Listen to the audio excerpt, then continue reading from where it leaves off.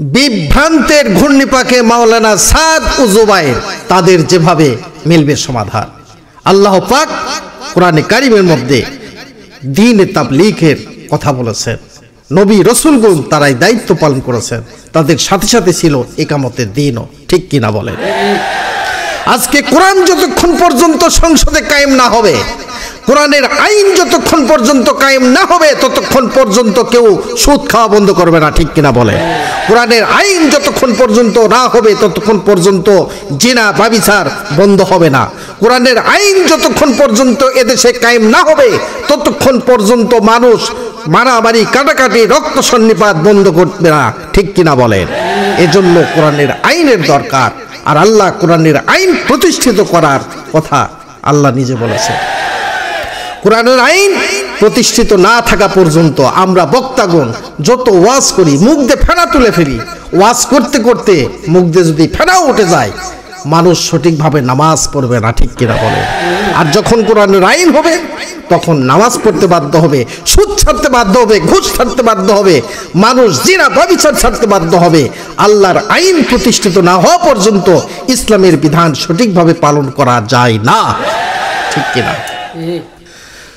ভাইরা আমার, বন্ধুরা আমার, আল্লাহ রাব্বুল আলামিন বলেন, ইয়া আইয়ুহার রাসূলু বাল্লিগ মা উনজিলা ইলাইকা মির রাব্বিক।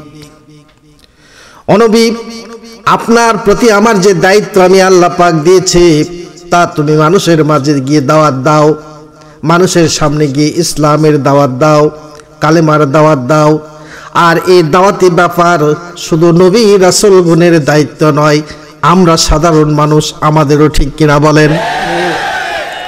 বর্তমানে বিয়ারা মুসলিম সমাজকে হেদায়েতের উদ্দেশ্যে তাবলীগ জামাতের প্রয়োজন অত্যাধিক।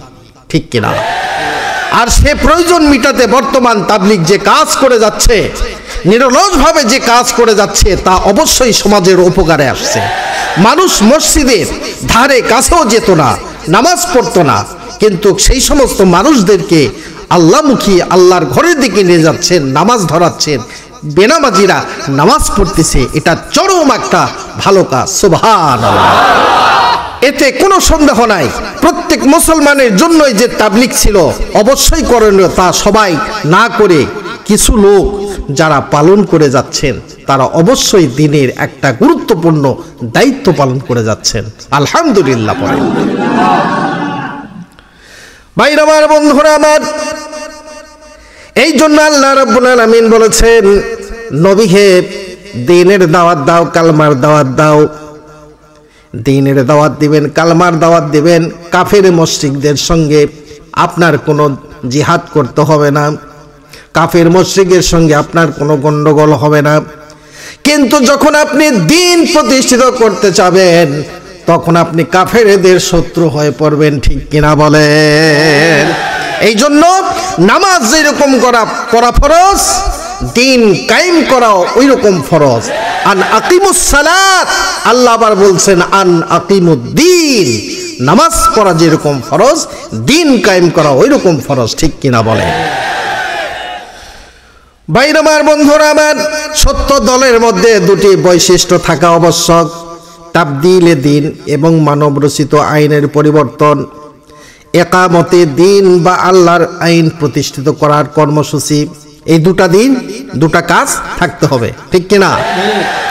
কোন ইসলামী দলের মধ্যে এ দুটি কর্মসূচি না থাকলে সে দলটিকে কোনো ক্রমেই সত্য দল হতে পারে না, এবং এ ধরনের দলের সাথে কখনো বাতিল দলের সংঘর্ষ হবে না। ভাইরা আমার, বন্ধুরা আমার, হযরত মূসা আলাইহিস সালামের কথা বলা যেতে পারে। তিনি মিশরে জন্মগ্রহণ করেন। তার পিতার নাম ছিল ইমরান এবং মাতার নাম ইয়ারখাব অথবা লুখাব। তিনি 25 বছর মিশরে ফিরাউন পরিবারের লালিত পালিত হন। কিপ্তিকে হত্যা করে মাদাইনে চলে যান। সেখানে 10 বছর থাকার পরে গর্ভবতী স্ত্রী এবং বকরির পাল নিয়ে মিশরে রওনা করেন। পথিমধ্যে তুয়া ময়দানে নবুয়ত প্রাপ্ত হন। নবুয়ত লাভ করে সেখানে মুজিজা পান। 30 বছর মিশরে ফেরাউন, কারুন, হামান এবং তাদের গোত্রকে দাওয়াত দেন। এই দাওয়াত দানকালে ফেরাউন বলেছিল, মহান আল্লাহ রাব্বুল আলামিন কোরআনে কারীমের মধ্যে বলেছেন, ওয়াকালা ফিরআউনু যারুনি আকতুল মূসা ওয়ালিয়াদউ রাব্বাহু ইন্নী আখাফু আইয়ুবাদদিলা দীনাকুম আও আইয়ুযহিরা ফিল আরদিল ফাসাদ। ফিরআউন বলল, আমাকে ছেড়ে দেন, ওকে আমি মেরে শেষ করে দেব, ওকে আমি হত্যা করব। আর মূসা যেন তার রবকে ডাকে, নিশ্চয় আমি ভয় করেছি যে মূসা আলাইহিস সালাম তোমাদের রাষ্ট্রীয় আইন কানুন বদলে দিবে অথবা পৃথিবীতে বিপর্যয়ের সৃষ্টি করবে। ফিরআউন বলল, আমি মূসাকে মেরে ফেলে দেব, না মারলে এই পৃথিবীতে আমার রাজত্ব ধ্বংস করবে, আল্লাহর আইন জারি করবে, তার প্রভুর আইন বাস্তবায়িত করবে। ভাইরা আমার, এখানে লক্ষণীয় যে ফিরআউন বাল্যকাল থেকে 25 বছর পর্যন্ত মূসা আলাইহিস সালামকে নিজ পরিবারে লালন পালন করেছেন। তখন মূসা আলাইহিস সালামকে হত্যা করার কথা ফিরআউন কোনোদিন বলে নাই। এখন মূসা আলাইহিস সালামকে মহান আল্লাহ রাব্বুল আলামিন সম্মানিত রাসূল হওয়ার পর কেন তাকে হত্যা করতে চায়? কারণটি অত্র আয়াতে স্পষ্ট উল্লেখ আছে যে নিশ্চয় আমি ভয় করছি মূসা তোমাদের রাষ্ট্রীয় আইন কানুন, গরু পূজা, বাছুর পূজা এই সম্পূর্ণ বদলে দিবে। এখান থেকে স্পষ্ট বোঝা গেল যে মূসা আলাইহিস সালাম যখন তাবদীলে দিন বা আইন পরিবর্তনের দাওয়াত দিলেন এবং গাভী পূজার পরিবর্তে আল্লাহর ইবাদতের আহ্বান জানালেন, তখন ফিরআউন তাকে হত্যার হুমকি দেয়, ঠিক কিনা বলেন?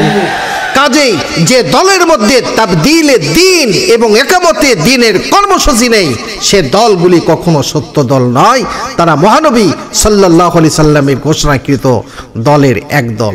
তিনি বলেন, আমার উম্মতের মধ্যে 73 দল বিভক্ত হবে, তার মধ্য হতে 72 দল জাহান্নামে যাবে, এক দল জান্নাতি, ঠিক কিনা বলেন?